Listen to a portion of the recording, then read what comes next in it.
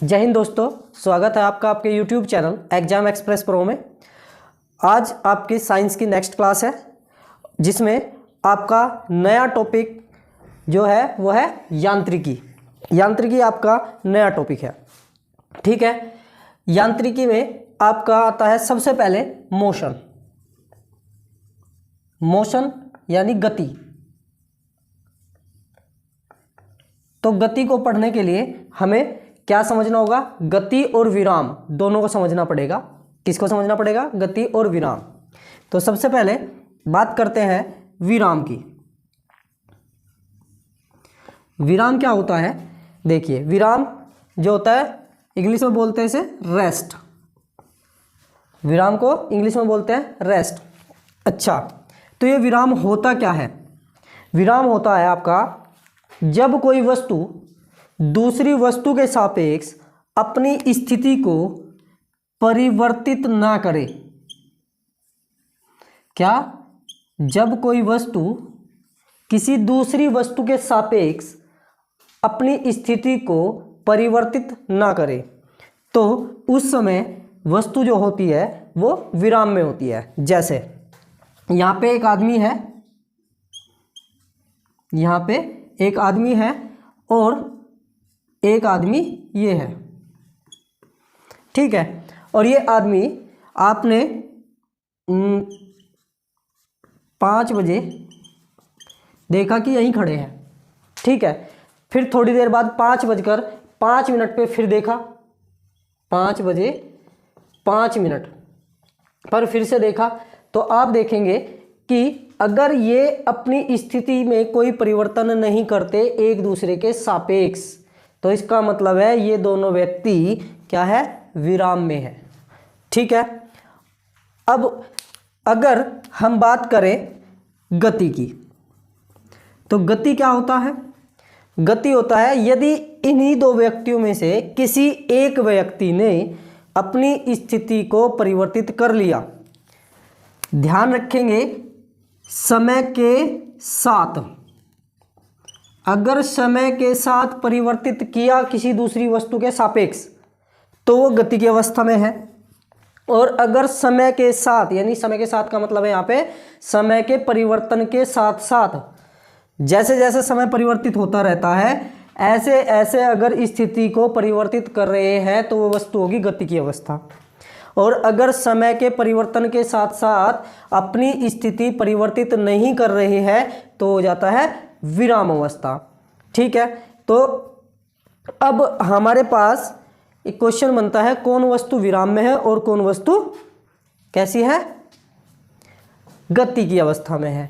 तो इस चीज़ को समझने के लिए हम एक चीज़ देखते हैं। आप सभी ने ट्रेन का सफ़र करा होगा या किसी न किसी गाड़ी का सफ़र किया होगा, किसी गाड़ी का सफ़र किया होगा या ट्रेन का सफ़र किया होगा। तो सपोज करते हैं कि ये एक गाड़ी है,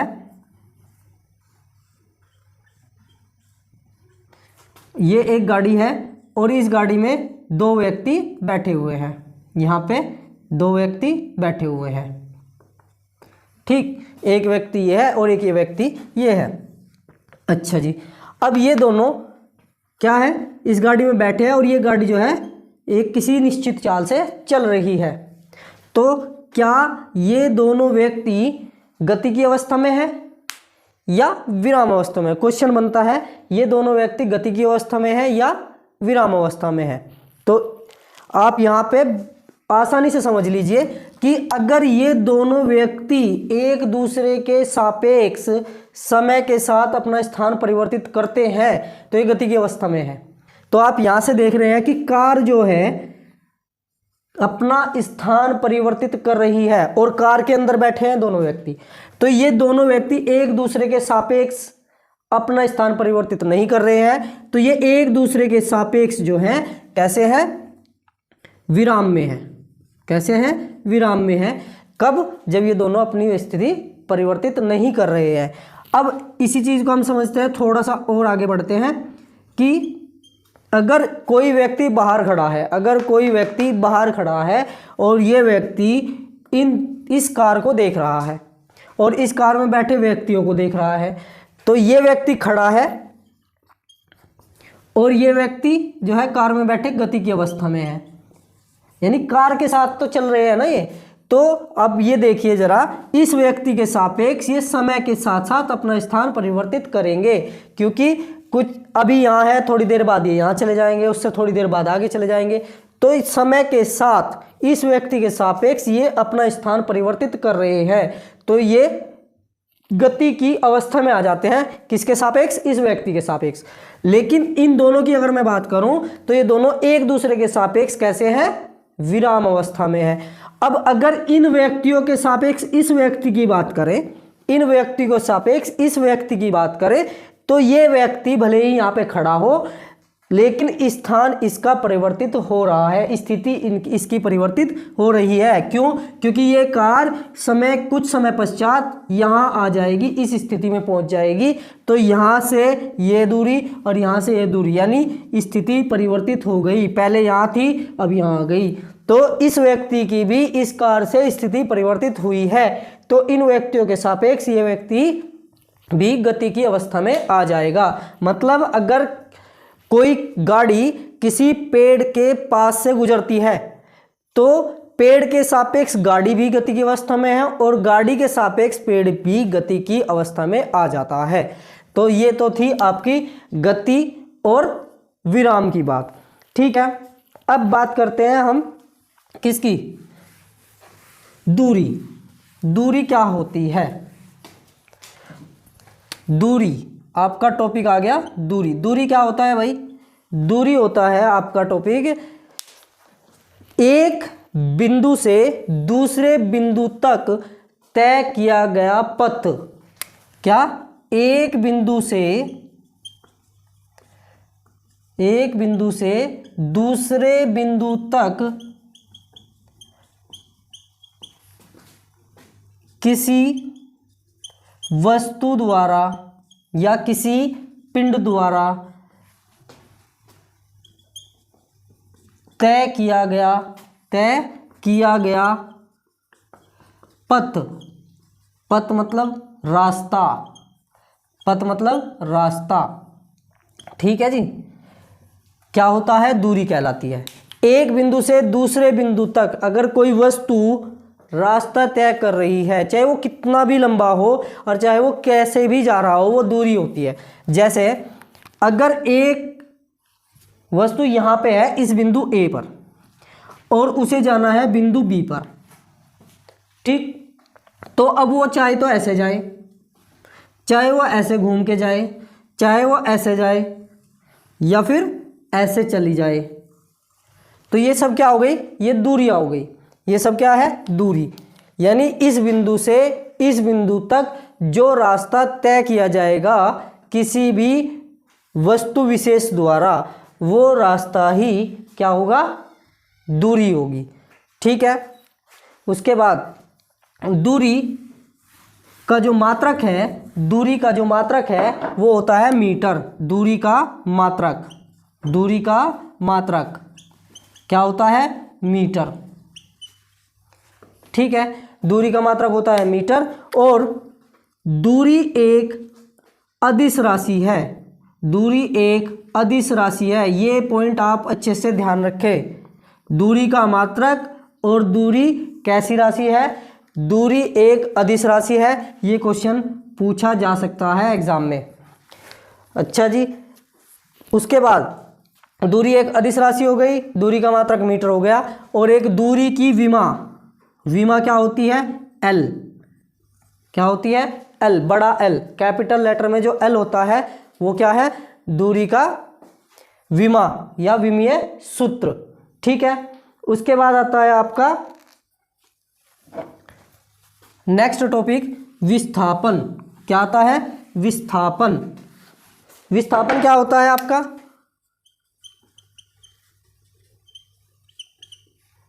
विस्थापन, विस्थापन होता है किसी प्रारंभिक बिंदु से, किसी प्रारंभिक बिंदु से अंतिम बिंदु तक न्यूनतम दूरी, न्यूनतम दूरी क्या कहलाती है? क्या कहलाती है? विस्थापन। क्या? किसी प्रारंभिक बिंदु से अंतिम बिंदु तक न्यूनतम दूरी जो होती है वो होती है क्या? विस्थापन। विस्थापन को ध्यान रखें, अंतिम बिंदु तक की न्यूनतम दूरी। कहां से? प्रारंभिक बिंदु से, वो भी न्यूनतम। ये बस ये फोकस करना इस बात पे, न्यूनतम दूरी जो होती है वो विस्थापन है। मतलब कोई वस्तु यहाँ है और थोड़ी देर बाद वो वस्तु यहाँ चली गई, तो इसका प्रारंभिक बिंदु कहाँ है? यहाँ पे है। अंतिम बिंदु कहाँ है? यहाँ पे है। तो यही जो न्यूनतम दूरी है वो क्या हो जाएगी? विस्थापन। ठीक है।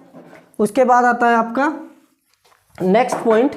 इसी में ही एक एग्जाम्पल से और समझते हैं। कोई व्यक्ति यहाँ से चलता है और यहाँ से चलता हुआ, यहाँ से आता हुआ यहाँ पहुँच जाता है और यहाँ, यानी यहाँ से चला और यहाँ आ गया, यानी प्रारंभिक बिंदु क्या आ गया? ए। अंतिम बिंदु क्या आ गया? बी। तो यहाँ पे क्या हो जाएगा? विस्थापन कितना हो जाएगा? विस्थापन कितना हो जाएगा? विस्थापन हो जाएगा प्रारंभिक बिंदु से अंतिम बिंदु तक की न्यूनतम दूरी, ये विस्थापन होगा। ये बात ध्यान रखें, विस्थापन ये होगा। और दूरी, दूरी वो होगा जो वास्तव में उसने तय किया गया रास्ता है, जो उसके द्वारा तय किया गया रास्ता है वो होगा दूरी। वास्तव में जो रास्ता तय करा, जैसे यहाँ पे किसी का घर है और एक लड़का है यहाँ पे, ये ठीक है, और इस लड़के को इस बिंदु पे से, यानी यहाँ पे सपोज करो यहाँ पे स्कूल है, यहाँ पे लड़के का स्कूल है और इस स्कूल से अपने घर तक जाना है, स्कूल से घर तक जाना है। तो स्कूल से घर तक जाने के लिए उसे क्या रास्ता अपनाना पड़ेगा? वो तो अपने रास्ते से जाएगा, जो भी है सड़क बन रही होगी, तो ये जो सड़क से जाएगा, तो ये जो होगा, ये जो दूरी है, ये जो रास्ता है, ये रास्ता हो जाएगी दूरी। लेकिन जो प्रारंभिक बिंदु है और जो अंतिम बिंदु है, प्रारंभिक बिंदु क्या है? ये। अंतिम बिंदु क्या है? ये। इन दोनों के बीच जो न्यूनतम दूरी होगी वो होगा क्या? क्या होगा? वो विस्थापन। ठीक है। अच्छा, अब विस्थापन क्या होता है? विस्थापन का मात्रक, विस्थापन का मात्रक, विस्थापन का मात्रक भी मीटर होता है। ठीक है, विस्थापन का मात्रक भी मीटर होता है। तो जब मात्रक मीटर हो गया तो विमा भी क्या हो जाएगी? विमा भी एल हो जाएगी, जो कि दूरी का मात्रक और विमा है, वो ही विस्थापन का मात्रक और विमा होगी। बस ये बात आप ध्यान रखना कि जो विस्थापन है, वो विस्थापन जो होता है वो सदिश राशि होता है। कैसी? सदिश राशि होता है, यानी इसमें दिशा की आवश्यकता होती है। ठीक है, विस्थापन को मापने के लिए दिशा की आवश्यकता होती है, इसीलिए ये क्या है? एक सदिश राशि है। ठीक है। अब एक चीज और ध्यान रखें कि जो विस्थापन है, जो विस्थापन है वो विस्थापन धनात्मक भी हो सकता है। कैसा? धनात्मक भी हो सकता है, ऋणात्मक भी हो सकता है, और क्या हो सकता है? शून्य भी हो सकता है, शून्य भी हो सकता है। ठीक है। अब ये ध्यान रखें, शून्य कैसे? जैसे कोई व्यक्ति है और वो वृत्तीय पथ पर गति कर रहा है, कोई व्यक्ति है वृत्तीय पथ पर गति कर रहा है और वो यहाँ से स्टार्ट करता है चलना और अंत में कहाँ जाता है? यहीं पे आके रुक जाता है। तो अंतिम बिंदु भी वही हो गया और प्रारंभिक बिंदु भी वही हो गया, यानी दोनों बिंदु अंतिम और प्रारंभिक एक ही जगह पे है, तो उनके बीच में कोई अंतर नहीं रहा, उनके बीच में कोई न्यूनतम दूरी नहीं है। वो क्या हो गई? तो न्यूनतम दूरी जो हो गई वो शून्य हो गई। न्यूनतम दूरी क्या हो गई? शून्य। न्यूनतम दूरी जब शून्य हो गई तो इसका मतलब विस्थापन भी शून्य हो गया।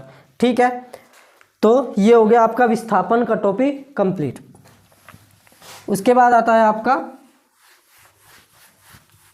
नेक्स्ट पॉइंट, आता है आपका चाल। क्या आता है? चाल। चाल क्या होता है भाई?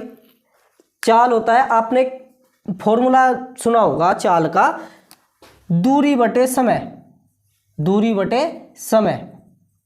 तो बस ये फॉर्मूला ही आपको डेफिनेशन समझा देगा, ये फॉर्मूला ही आपको डेफिनेशन समझा देगा किसकी? चाल की। क्या? चाल होता है एकांक समय में तय की गई दूरी। किसी वस्तु द्वारा एकांक समय में तय की गई दूरी क्या होती है? चाल होती है। एकांक समय में तय की गई दूरी क्या होती है? चाल होती है। एकांक समय में तय की गई दूरी चाल। ठीक है, चाल का जो मात्रक होगा वो क्या होगा? चाल का मात्रक होगा दूरी का मात्रक मीटर और समय का मात्रक सेकंड। समय का मात्रक सेकंड। तो क्या बन गया? चाल का मात्रक क्या बन जाएगा? मीटर प्रति सेकंड। चाल का मात्रक बन जाएगा मीटर प्रति सेकंड। ठीक है, चाल का मात्रक हो जाएगा मीटर प्रति सेकंड। और चाल जो है, चाल एक कैसी राशि है? चाल एक अदिश राशि है। चाल एक अदिश राशि है। ध्यान रखें, चाल एक अदिश राशि है। ठीक है, अच्छा जी, चाल हमेशा क्या होती है? धनात्मक होती है। चाल हमेशा क्या होती है? धनात्मक होती है। अच्छा, ये हो गया आपका चाल का टॉपिक। ठीक है, चाल का सूत्र क्या बताया? दूरी बटे समय। ये आप ध्यान रखेंगे। उसके बाद आता है आपका क्या? वेग। क्या हो गया? वेग, सॉरी, हाँ, वेग। वेग क्या है भाई? वेग होता है आपका विस्थापन परिवर्तन की दर। विस्थापन परिवर्तन की दर। विस्थापन परिवर्तन दर जो होती है वो होता है वेग। क्या होता है? वेग, यानी विस्थापन बटे समय। विस्थापन बटे समय। विस्थापन क्या होता है आपका? क्या होता है? न्यूनतम दूरी, प्रारंभिक बिंदु से अंतिम बिंदु तक की न्यूनतम दूरी। ठीक है, मान लिया प्रारंभिक बिंदु पर जो दूरी है वो S1 है, अंतिम बिंदु पे दूरी S2 है, तो इन दोनों का अंतर और बटे समांतराल। ठीक है, ये होता है आपका विस्थापन, सॉरी, वेग। क्या होता है? वेग। वेग क्या हो गया भाई? विस्थापन परिवर्तन की दर, और इसका सूत्र हो गया विस्थापन बटे समय, या विस्थापन परिवर्तन बटे समय परिवर्तन। ठीक है, विस्थापन परिवर्तन की दर। अब इसका मात्रक क्या बनेगा? मात्रक क्या होगा? विस्थापन का मात्रक क्या होता है? मीटर। विस्थापन का मात्रक मीटर। समय का मात्रक सेकंड। समय का मात्रक क्या हो गया? सेकंड। तो इसका भी मात्रक क्या हो गया? मीटर प्रति सेकंड। मीटर प्रति सेकंड। अब आपको ध्यान रखना है, जब इसका मात्रक मीटर प्रति सेकंड है तो इसकी विमा क्या बनेगी? इसकी विमा क्या बनेगी? मीटर प्रति सेकंड की विमा हो जाएगी, मीटर की विमा हो गई L, समय की विमा हो गई T, लेकिन T है डिवाइड में यानी भाग में, तो LT-1। ये इसकी विमा हो गई। किसकी? विस्थापन की, सॉरी विस्थापन की नहीं, वेग की। वेग की विमा हो गई। उसके बाद आता है आपका वेग का मात्रक हो गया। उसके बाद आता है आपका टॉपिक क्या? त्वरण। आपका टॉपिक आ जाता है त्वरण। नेक्स्ट टॉपिक आपका त्वरण। त्वरण क्या होता है? त्वरण होता है वेग परिवर्तन की दर। वेग परिवर्तन की दर। वेग परिवर्तन की दर जो होती है वो होता है त्वरण। ठीक है, अब वेग परिवर्तन की दर हो गई त्वरण, यानी वेग परिवर्तन। फॉर्मूला जो बनेगा इसका, वेग परिवर्तन बटे समय परिवर्तन या समय अंतराल। ठीक है, वेग परिवर्तन बटे समय अंतराल। वेग परिवर्तन मतलब कोई वस्तु है वो u वेग से चल रही थी और कुछ समय पश्चात उसका वेग कैसा हो गया? v हो गया। तो v माइनस यू, यानी पहले v u वेग से चल रही थी, बाद में क्या हो गया? v हो गया। तो v माइनस यू बटे t, ये इसका सूत्र हो गया। किसका? त्वरण का। त्वरण का सूत्र हो गया वेग परिवर्तन बटे समय अंतराल। ये आप ध्यान रखेंगे, वेग परिवर्तन बटे समय अंतराल। उसके बाद आपका आता है वेग परिवर्तन बटे समय अंतराल से त्वरण का सूत्र बनाते हैं। वेग का सूत्र क्या होता है? वेग का मात्रक क्या होता है? वेग का मात्रक होता है मीटर प्रति सेकंड और समय का मात्रक सेकंड। तो आप अब यहाँ पे देखो सेकंड और यहाँ भी डिवाइड में क्या आ रहा है सेकंड, और सेकंड कितना हो गया मीटर प्रति सेकंड स्क्वायर। क्या हो गया मीटर प्रति सेकंड स्क्वायर। ये क्या हो गया ये त्वरण का मात्रक हो गया, त्वरण का मात्रक। ठीक है जी, क्या हो गया त्वरण का मात्रक। समझ में आई बात। अब जब त्वरण का मात्रक ये हो गया तो इसकी विमा मैंने पहले भी बता रखी है, विमा क्या हो जाएगी LT minus two, LT minus two इसकी विमा हो गई मीटर प्रति second square, LT minus two. अब यह एक कैसी राशि है सदिश राशि है। त्वरण क्या है एक सदिश राशि। कैसी राशि है सदिश राशि है कौन त्वरण। अब ये ध्यान रखें कि ये सदिश राशि है तो इसका मतलब इसमें दिशा की आवश्यकता होगी। ठीक है, अब ये धनात्मक भी हो सकता है, कैसा हो सकता है धनात्मक, और ये ऋणात्मक भी हो सकता है ऋणात्मक। अब इसमें एक चीज का ध्यान रखना कि जो धनात्मक त्वरण होता है उसे त्वरण ही बोलते हैं और जो ऋणात्मक त्वरण होता है उसे बोलते हैं मंदन। क्या बोलते हैं मंदन। ये मंदन तब होता है, सिंपल सी बात है आप इसे समझ लीजिए, जब कोई वस्तु गति को बढ़ाती है या जब किसी वस्तु की गति बढ़ती है, लगातार समय के सापेक्ष गति बढ़ती जाती है तो उस टाइम होगा धनात्मक त्वरण। और जब किसी वस्तु की गति घटती है तो उस समय होगा मंदन। कैसे, जब एक्सीलेटर सुना होगा आपने, ये जो त्वरण होता है त्वरण को इंग्लिश में एक्सेलरेशन बोलते हैं। क्या बोलते हैं एक्सेलरेशन। ठीक है, क्या बोलते हैं एक्सेलरेशन। एक्सेलरेशन जो शब्द है वो एक्सेलरेटर से आया है। कहते नहीं एक्सीलेटर दबा दो, ये देसी लैंग्वेज में बोलते हैं एक्सीलेटर दबा दो। एक्सीलेटर क्या होता है वो एक्सेलरेशन दे रहे हैं, एक्सेलरेशन। ठीक है, तो एक्सेलरेशन मतलब त्वरण दे रहे हैं, त्वरण मतलब गति बढ़ा रहे हैं। अगर गति समय के साथ बढ़ रही है तो क्या हो जाएगा धनात्मक त्वरण।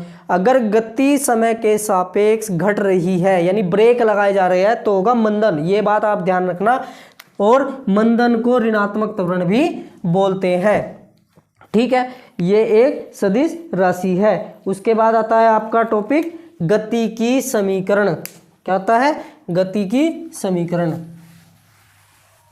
गति की समीकरण को समझने से पहले एक बार जल्दी सा रिवाइज कर लेते हैं क्या क्या पढ़ा हमने। गति और विराम को छोड़िए, उससे बाद में हमने पढ़ी दूरी।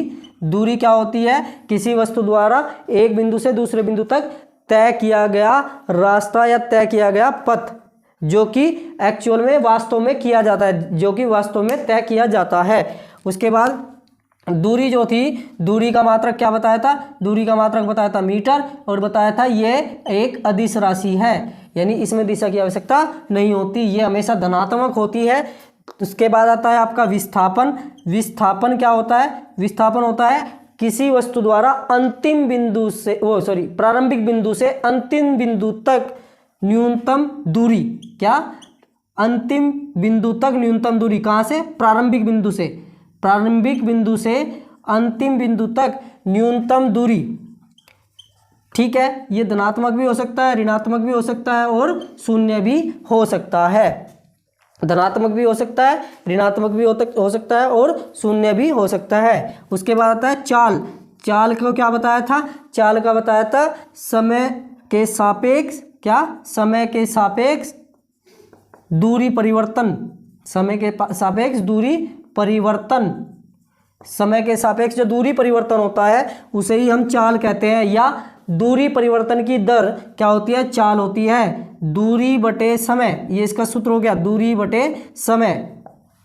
अब इसका मात्रक क्या हो जाएगा, इसका मात्रक हो जाएगा मीटर प्रति सेकंड। क्या हो गया, मीटर प्रति सेकंड। और इसकी विमा हो जाएगी LT-1। क्या हो जाएगी, LT-1। अच्छा, इसमें विस्थापन का मात्रक रहेगा, विस्थापन का मात्रक होता है मीटर। ठीक है, विस्थापन का मात्रक होता है मीटर। उसके बाद आता है, ये बात ध्यान रखना, चाल हमेशा धनात्मक होती है, चाल हमेशा धनात्मक होती है।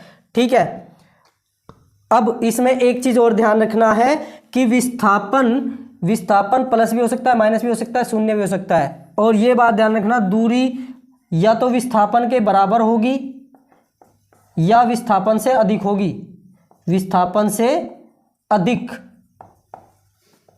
इसी प्रकार चाल और वेग में होता है संबंध। वेग क्या होता है? विस्थापन परिवर्तन की दर। क्या? विस्थापन परिवर्तन की दर। विस्थापन परिवर्तन की दर क्या होता है? वेग। विस्थापन परिवर्तन की दर होता है वेग। जो वेग होता है विस्थापन बटे समय, विस्थापन बटे समय इसका सूत्र हो गया, और मात्रक हो गया मीटर प्रति सेकंड, मीटर प्रति सेकंड। ठीक है, इसका विमेय सूत्र क्या हो जाएगा? LT minus one, LT minus one इसका विमेय सूत्र हो गया। ये वेग जो होता है वो धनात्मक भी हो सकता है, ऋणात्मक भी हो सकता है और शून्य भी हो सकता है। यदि विस्थापन शून्य हुआ तो वेग भी शून्य, विस्थापन ऋणात्मक हुआ तो वेग भी ऋणात्मक, अगर विस्थापन धनात्मक हुआ तो वेग भी धनात्मक होगा। ठीक है, अब ये भी ध्यान रखना कि वेग या तो चाल के बराबर हो सकता है या वेग जो होता है चाल से छोटा होगा, यानी चाल बड़ी होगी या बराबर होगी विस्थापन वेग के। ठीक है, उसके बाद आता है आपका क्या? त्वरण। त्वरण क्या बताया? त्वरण बताया आपको वेग परिवर्तन की दर। क्या बताया? वेग बटे वेग परिवर्तन, वेग परिवर्तन की दर, वेग परिवर्तन की दर, वेग परिवर्तन बटे समय अंतराल, समय अंतराल। ठीक है, ये होता है आपका त्वरण। क्या होता है? त्वरण। अब जो ये त्वरण है ये एक सदिश राशि है, त्वरण एक सदिश राशि है। इसका मात्रक मीटर प्रति सेकंड स्क्वायर होता है, मात्रक इसका मीटर प्रति सेकंड स्क्वायर होता है। और L2 माइनस टू इसका क्या होता है? LT माइनस टू इसका क्या होता है? विमीय सूत्र होता है। क्या होता है? विमीय सूत्र। क्या? LT minus two. उसके बाद आता है आपका ये धनात्मक भी हो सकता है, ऋणात्मक भी हो सकता है और शून्य भी हो सकता है। अब तीनों कंडीशन को समझते हैं। धनात्मक कब होगा? धनात्मक जब होगा जब वस्तु अपनी गति बढ़ा रही हो, यानी वस्तु का वेग बढ़ रहा हो। ऋणात्मक कब होगा? जब वेग घट रहा हो। ऋणात्मक को क्या बोलते हैं? मंदन भी बोलते हैं। क्या बोलते हैं? मंदन। और शून्य कब होगा? जब वेग में कोई परिवर्तन नहीं आता, यानी से समान वेग से चल रही हो, गति की अवस्था में समान वेग से गति कर रही हो कोई वस्तु, तो उस टाइम त्वरण क्या होगा? शून्य होता है। उसके बाद आता है आपका नेक्स्ट टॉपिक गति की समीकरण। क्या आता है? गति की समीकरण।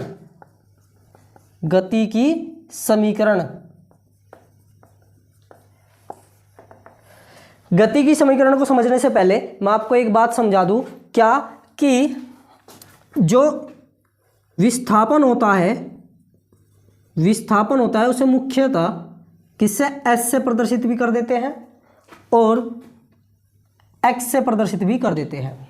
ठीक है, दूसरा जो इसमें वेग होता है, वेग को V से प्रदर्शित करते हैं और U से प्रदर्शित करते हैं। ये बात आप ध्यान रखें कि V जो होता है हमेशा अंतिम वेग को प्रदर्शित करता है, अंतिम वेग, और U प्रारंभिक वेग को प्रदर्शित करता है। किसे? प्रारंभिक वेग को प्रदर्शित करता है। कौन? U। ठीक है, उसके बाद A यानी त्वरण। त्वरण जो होता है वो A से प्रदर्शित किया जाता है। किससे? A से प्रदर्शित किया जाता है, स्मॉल a, छोटा a। त्वरण के बाद आता है आपका टॉपिक क्या? इसमें क्या बचा? समय। समय को किससे प्रदर्शित करते हैं? T से। इन सब की जरूरत पड़ने वाली है। ठीक है, तो ये बात आप ध्यान रखना। क्या? प्रारंभिक वेग V, अंतिम वेग U और त्वरण A, समय T और विस्थापन S। ये प्रतीक चिन्ह है इन सभी के। तो इन चीज़ों की गति की समीकरणों में बहुत आवश्यकता पड़ने वाली है। तो गति की समीकरणें आप ये ध्यान रखें कि ये सीक्वेंस में ही रखनी है। कौन सी पहली है, कौन सी दूसरी है, कौन सी तीसरी है। गति की कितनी समीकरणें हैं? गति की 3 समीकरणें हैं। कितनी? तीन समीकरण है गति की। गति की तीन समीकरण कौन कौन सी है ये भी ध्यान रखना है। पहले नंबर पे कौन सी है, दूसरे पे कौन सी है, तीसरे पे कौन सी है। पहले नंबर पे आती है v is equal to U plus A T. क्या होती है, ये गति की प्रथम समीकरण है। क्या है ये, गति की प्रथम समीकरण है v बराबर यू प्लस ए टी, जहां पे v क्या है, अंतिम वेग, u क्या है, प्रारंभिक वेग, a क्या है, त्वरण, और t क्या है, समय। ठीक है, उसके बाद आता है दूसरा पॉइंट। दूसरी समीकरण क्या है इसकी, s बराबर U T plus half A T square, यानी s बराबर U T plus 1/2 A T square, जहाँ पे s क्या है, विस्थापन, s क्या है, विस्थापन या दूरी, u क्या है, प्रारंभिक वेग, प्लस a क्या है, त्वरण, t क्या है, समय, t क्या है, समय। यहाँ पे t 2 बार आया हुआ है, 2 जगह आया हुआ है। उसके बाद तीसरा पॉइंट, तीसरी समीकरण क्या कहती है, तीसरी समीकरण कहती है V square is equal to U square plus 2as। कहीं कहीं ये समीकरण ऐसे भी लिख देते हैं, V square minus U square is equal to 2as, ये भी कर देते हैं गति की समीकरणों में, ये ध्यान रखना है। और इसमें आप ये भी नोट कर लें कि v जो है वो अंतिम वेग है, v क्या है, अंतिम वेग है, a क्या है, त्वरण है, और u क्या है, प्रारंभिक वेग है, प्रारंभिक वेग।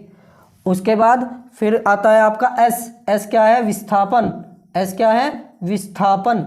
और उसके बाद क्या आता है, क्या बचा, t हो गया समय अंतराल, t हो गया समय अंतराल।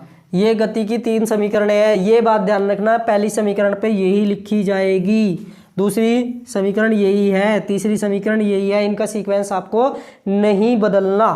ठीक है, आपको इसका सीक्वेंस नहीं बदलना। गति की तीन समीकरणें हो गई। नेक्स्ट टॉपिक आता है आपका क्या, नेक्स्ट टॉपिक आता है आपका वृत्तीय गति। क्या आता है, वृत्तीय गति, वृत्तीय गति। वृत्तीय गति कौन सी गति होती है भाई, ये वृत्तीय गति होती है जब कोई वस्तु वृत्तीय पथ पर यानी वृत्तीय रास्ते पर गति कर रही हो, किसी चाल से चल रही हो, यानी सर्कल में, यानी वृत्त पे, वृत्त का मतलब गोल गोल। जैसे कि आप समझ सकते हैं किसे, जो मौत का कुआं होता है, मौत के कुएं में जो कुएं के अंदर बाइकर्स होते हैं, बाइक चलाने, मोटरसाइकिल चलाते हैं, वो वृत्तीय गति करते हैं। या कोई कार है ऐसे गोल गोल घूम रही है, ठीक है, तो वो क्या हो गई, वृत्तीय गति। यानी जब कोई वस्तु किसी वृत्तीय पथ पर किसी चाल से गति कर रही हो तो वो क्या हो जाएगी, वृत्तीय गति हो जाएगी। ठीक है, ऐसे कुछ, जैसे एक वस्तु है यहाँ पे और ये घूम कर यहीं आ जाती है, ठीक है, इस तरीके से इसी रास्ते पे क्या कर रही हो, गति कर रही हो, तो ये क्या हो जाएगी, ये वृत्तीय गति हो जाएगी। ठीक है, ध्यान रखेंगे कि वृत्तीय गति जो होती है, वृत्तीय गति एक तरीके से त्वरित गति होती है। वृत्तीय गति कैसी होती है, त्वरित गति होती है। त्वरित गति का मतलब है इसमें वेग का परिवर्तन होता है, वेग का परिवर्तन होता है। भले ही क्वेश्चन में एक समान चाल दे दी हो या एक समान वेग बोल दिया हो, अगर क्वेश्चन में एक समान वेग बोल दिया, एक समान वेग का मतलब है जिसमें वेग परिवर्तित नहीं हो रहा होता, लेकिन अगर वृत्तीय पथ पर गति कर रहा है, अगर कोई पिंड, कोई वस्तु, कोई ऑब्जेक्ट वृत्तीय पथ पर गति कर रहा है, उसके लिए एक समान वेग होने पर भी त्वरित गति होगी। इसका कारण है क्या भाई, एक बात सोचिए, वेग एक सदिश राशि है। वेग कैसी राशि है, सदिश राशि है, वेग एक सदिश राशि है। ठीक है, जब वेग सदिश राशि है तो इसका मतलब है इसमें दिशा की आवश्यकता होगी। वेग में किसकी आवश्यकता होगी, दिशा की आवश्यकता होगी। जब इसमें वेग में दिशा की आवश्यकता होती है तो सपोज करो कोई पिंड यहाँ है किसी समय, तो इसकी गति कुछ इस तरीके से होगी v। अब इसकी ये तो वृत्तीय पथ पे होगा। अब यही पिंड इस वृत्तीय पथ पे गति करता करता यहाँ आ जाता है, तो यहाँ आ गया तो इसकी गति की दिशा ऐसे हो गई। कुछ टाइम बाद ये यहाँ गया तो गति की दिशा ये हो गई, कुछ टाइम बाद यहाँ गया तो गति की दिशा ये हो गई। यानी हर बिंदु पर वृत्तीय पथ के हर एक बिंदु पर क्या हो रहा है, वेग की दिशा परिवर्तित हो रही है। क्या हो रही है, वेग की दिशा परिवर्तित हो रही है। और जब वेग की दिशा परिवर्तित हो रही है इसका मतलब है वेग परिवर्तित हो रहा है। वेग का परिमाण भले ही परिवर्तित ना हो रहा हो लेकिन दिशा परिवर्तित हो रही है, इसीलिए यहां पे क्या हो गया, वेग परिवर्तन हो गया। भले ही परिमाण समान हो, एक समान वेग का मतलब यहाँ पे परिमाण समान है लेकिन दिशा परिवर्तित हो रही है, इस वजह से ये त्वरित गति होती है। अब त्वरित गति में एक त्वरण उत्पन्न होता है, यानी त्वरण कार्य करता है, उस त्वरण को बोलते हैं अभिकेंद्र त्वरण। क्या बोलते हैं, अभिकेंद्र त्वरण। ठीक, वृत्तीय पथ पर गति करते हुए पिंड पर एक त्वरण कार्य करता है, उस त्वरण को बोला जाता है अभिकेंद्र त्वरण। अब जो ये अभिकेंद्र त्वरण होता है इसकी दिशा वृत्तीय पथ के केंद्र की ओर होती है। अभिकेंद्र त्वरण की दिशा केंद्र की ओर होती है। किसके केंद्र की ओर, वृत्तीय पथ के केंद्र की ओर होती है। ठीक है, अभिकेंद्र त्वरण की जो दिशा होती है वो किसकी ओर होती है, किसकी ओर होती है, अभिकेंद्र त्वरण की दिशा केंद्र की ओर। ठीक है, अच्छा, अब जो अभिकेंद्र त्वरण होता है इस अभिकेंद्र त्वरण को भी ए से ही प्रदर्शित कर देते हैं। ठीक है, या आप इसे कह सकते हैं केंद्र की ओर कार्य कर रहा है तो इसे केंद्र मतलब सेंटर, तो ए सी से प्रदर्शित कर सकते हैं याद रखने के लिए। और जो ये अभिकेंद्र त्वरण होता है इसका जो सूत्र होता है वो v²/r होता है, v²/r होता है। अभिकेंद्र त्वरण के लिए जो सूत्र लगेगा वो लगेगा v²/r।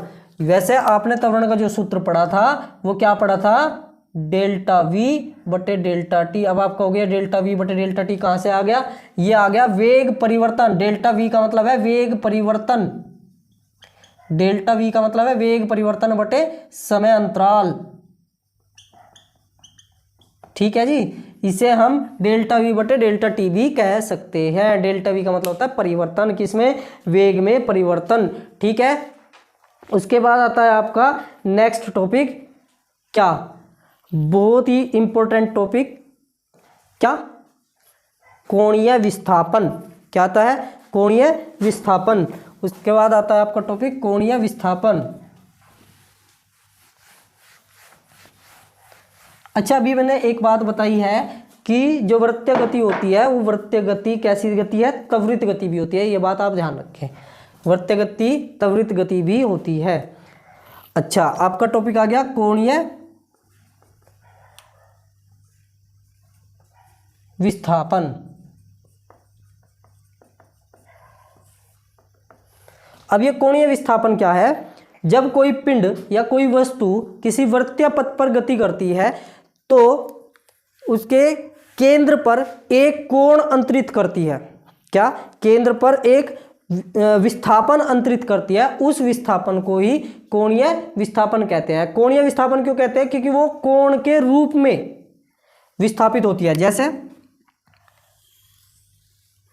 ये कोई वस्तु है यहाँ पे रखी है और ये किसी समय यहाँ थी, ठीक है, किसी समय यहाँ पे है और कुछ समय बाद वो यहाँ आ जाती है।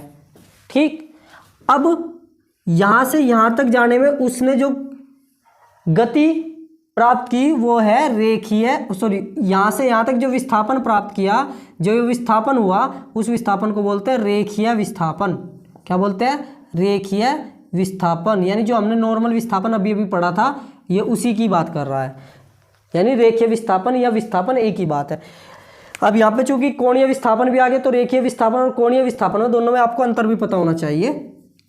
तो ध्यान रखें, जो रेखीय विस्थापन होगा, अगर वृत्तीय पथ की बात करें, रेखीय विस्थापन और कोणीय विस्थापन में अंतर तभी आपको यूज करना है जब कोई वस्तु या कोई पिंड किस पे, वृत्तीय पथ पर गति कर रही हो। तो आप देखिए कि यहाँ पे कोई वस्तु है किसी समय, तो अगले अक्षण वो यहाँ आ जाती है, तो जो यहाँ से यहाँ तक विस्थापित हुई, यानी ये प्रारंभिक बिंदु और ये अंतिम बिंदु, इसके बीच जो न्यूनतम दूरी होगी उसे हम रेखीय विस्थापन बोलते हैं। अब बात ध्यान रखेंगे कि अब यहाँ से यहाँ तक हमने क्या करा, इस त्रिज्या को मिलाया, इस त्रिज्या को मिलाया।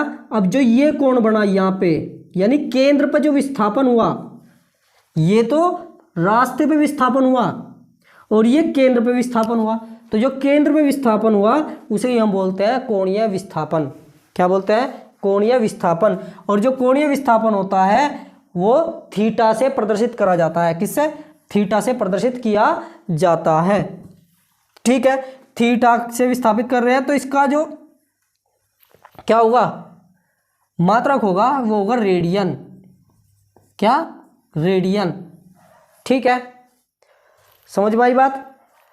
अब कोण बराबर होता है क्या? कोण बराबर होता है चाप बटे त्रिज्या। चाप बटे त्रिज्या, ये मैथमेटिक्स का फॉर्मूला है। कोण बराबर चाप बटे त्रिज्या। अब एक बात बताइए जरा, ये क्या है? ये कोण ही तो है। ये कोण हुआ, ये चाप हुआ और ये त्रिज्या हुई। ठीक है, मान के चलो त्रिज्या आर है, ये चाप एस है, तो थीटा बराबर एस बटे आर। थीटा बराबर एस बटे आर, ये हो गया कोणीय विस्थापन। ठीक है, अब एक क्वेश्चन आता है, एक क्वेश्चन माइंड में उठता है क्या, कि जब कोई वस्तु एक सीधी रेखा में चल रही है, जब कोई वस्तु एक सीधे रास्ते पर चल रही है, क्या वहां पे भी कोणीय विस्थापन होगा?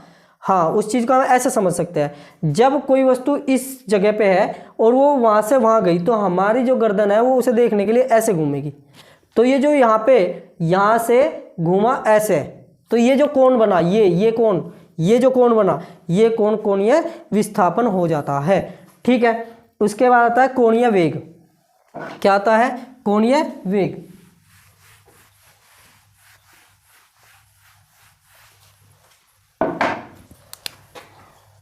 कोणीय वेग। ठीक है, कोणीय वेग क्या होता है भाई?